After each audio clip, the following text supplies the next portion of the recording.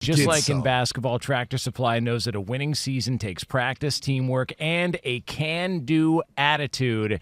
It's Bracket Challenge season. And the Fox Sports Radio Bracket Challenge is live. So be sure to complete your bracket at foxsportsradio.com and do it right now. The winning bracket in the Fox Sports Radio Bracket Challenge will win a $2,500 gift card to our friends at Tractor Supply, and a perfect bracket will win you $1 million. That's right, $1 million for a perfect bracket. So fill out your bracket now until Thursday morning. This Thursday morning before the games begin. Visit foxsportsradio.com to register, to get rules, and to fill out your bracket. It's all sponsored by Tractor Supply for life out here. One interesting anecdote to all this is how the Bengals, if you recall, they tagged T. Higgins, and then they were reportedly going to trade him, which I bring that up because what's interesting about them getting a long-term deal is the timing of all of it. They went to the combine, and then after the combine, they did it. Well, they signed the long-term deal. So like we don't see nothing we like. That's exactly. We're going to replace Higgins. I think they looked at where they're drafting. They looked at this particular class, at least early on, saying like, could we find someone that was going to be able to come in and give us an immediate impact to compete, potentially win a Super Bowl, that we feel confident in.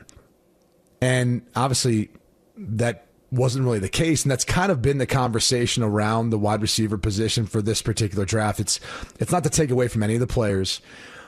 People just look at it and say, we're waiting on Jeremiah Smith, right? We're waiting on a talent like that, or someone's going to get those services. And you see a couple players like that, and you go, wow, like right away as a freshman, they have that sort of impact. So imagine like what they're going to be like here a couple years down the road. I think when you look at that, those deals both getting done, it is interesting that they did do it after the combine, which would probably lend to what you just said. I also look at it from the standpoint of you don't want, in this scenario, there's no reason to disrupt, what's going on. If Joe Burrow has gone to bat, because they made it a point to talk about his influence on these deals getting done, you don't want to disrupt that.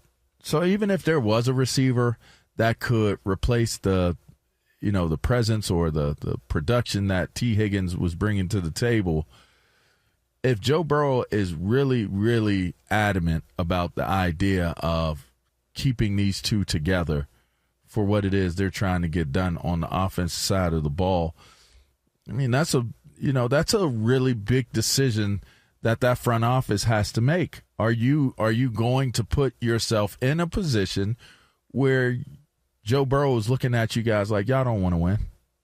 Like, I'm gonna take my money, I'm gonna take my lumps, and I'm up out of here. First chance I can get up out of here. Or are you going to continue to build the relationship because he truly is a generational talent. I mean, I don't think anybody's going to debate that at this point. And so to me, I still think that it comes down to the fact that Joe Burrow went to back and he was their champion in those and their advocate in some real conversations. Like, can we do it without these guys? Maybe it wasn't even a question of can we do it without this guy or this guy. Maybe it was really truly a conversation of Joe Burrow making it a point to drive it home that this is not going to be good and he said it as much in public. It's not going to be good letting the players that make us what we are, make us a good team, a competitive team, letting them go. It's not, you don't want to make a habit of that. I think that's probably, I think this just continues to go down the lane of Joe Burrow's influence is so strong there that I don't know that there would be any circumstance other than T. Higgins not being willing to come to the table for less than what Jamar Chase was getting. Outside of Higgins being, not sensible about what the check was going to be, I think Joe Burrow advocated strongly enough for them to be signed back. Do you guys, there was a report out that one of the strategies T. Higgins used was he signed up with the same agent that Jamar Chase had before the year. Who was that? Who's their agent? I don't think it was. Wasn't your people? I don't think it wasn't your guy. Your guy moved. It wasn't your best friend. I don't believe it was him. Oh, but okay. Do you think that had anything to do with being able to get this deal done? Like, did that had any impact on them being able to get it done because they it was probably the don't agent allow him in representing Ohio both? these days, huh? He's probably not allowed there. Mulugeta? No, probably not. Rocky Arsenault, I believe, is Jason Lambert, Kalen Aoki. I think those are the agents. Never heard of him. Yeah, I mean, Alliance good? Sports Management. I think it could have helped, but I don't know how much of a factor it played, to be honest with you. I think Joe Burrow's impact probably played the most on this deal getting done.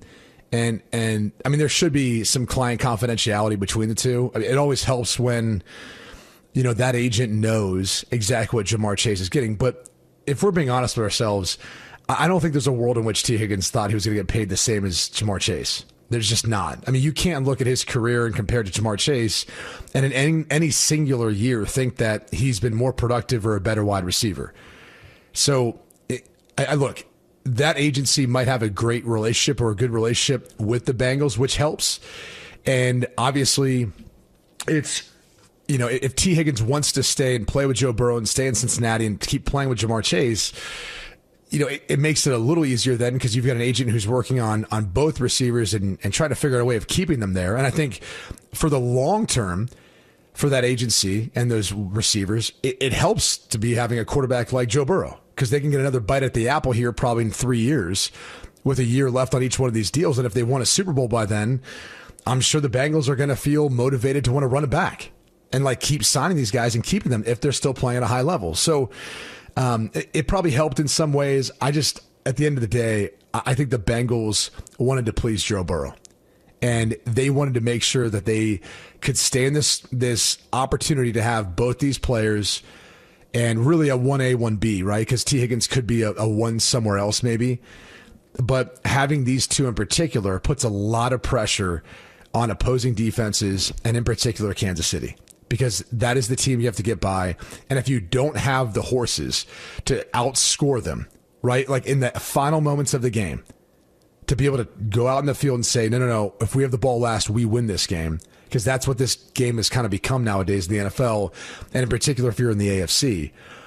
Having those receivers, having even Gesicki, because they've signed him back and he kind of flew under the radar, but he's a big piece of this too.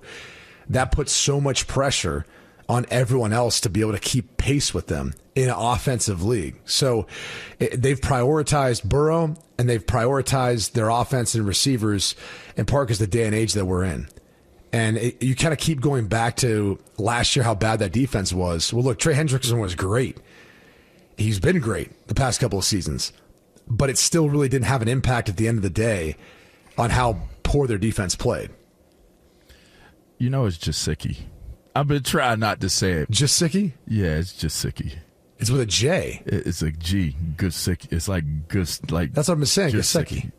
Not you're putting an E in there, and I'm gonna get in trouble if I don't correct it because I'm letting it go, but I'm gonna get in trouble next time I go. I'm gonna get in trouble if I don't. I've been trying. It's an I. You got to say it with an I, not an E. Not he's like got an E in Gesicki. his name. Yeah, but it's at the beginning. It's like you got it right at the beginning, but you go Gesicki. sec. Right, Gesicki. Yeah, okay. You got it now. Yeah, my bad. It's all right. I was just trying to let you go with it, though. You know what I mean? I didn't want to jump in on it. You know what I mean? But I don't want people making fun of me or you. It's my bad. No, it's all good. Gesicki. Yeah, there you go. All right. I didn't know that either. It's all good. I thought it was Gesicki this entire time. Like Dos Equis. Yeah. Yeah, right? Yeah, maybe that's what it is. But that ain't it. That's not it. All right. And it's a great point, by the way. And listen, again, I think the biggest question now becomes, what are they going to do on the defensive side of the ball? Because that is the biggest hole that they have to figure out and fill for this team. What do you do moving forward? Is that going to be addressed? Do they have enough draft capital to build it in the draft? Can they bring in enough guys? I don't even know what their draft picks are and where they're at. But I would assume, that they feel confident at where they're at on the offensive side. So now you've locked all those things up. It's going to be a real focus on how do you stop the pass? How do you get to the quarterback? You just lost basically in essence you're losing both your ends. I mean, you lost. I hope I'm getting it right. Hubbard, is it Hubbard? Yeah, Sam Hubbard. Hubbard. Yeah, I mean, you lost him. You lose him to retirement, and you're not trying to sign Hendrickson back. That's a tremendous, in itself, those are tremendous holes to fill if you're the Cincinnati Bengals. So what are you going to do about that, and how do you improve your secondary? That's, I mean, I really believe that if they can figure that out, which I don't know that they have enough resources to figure that out. How do you replace the most productive pass rusher in the league? How do you replace that if you're not willing to bring them back? So that kind of, to me, that's got to be the biggest question moving forward. Like, you answered the question, you stepped up, and you did what you needed to do in terms of with his receivers, with Joe Burrow and his receivers. Now you've knocked that out, but how are you going to actually go about addressing the defense side of the ball? And apparently the restaurant industry locally there. Dang. You gotta well, I would also just quickly say, you bring in Al Golden, who, blitzes a ton.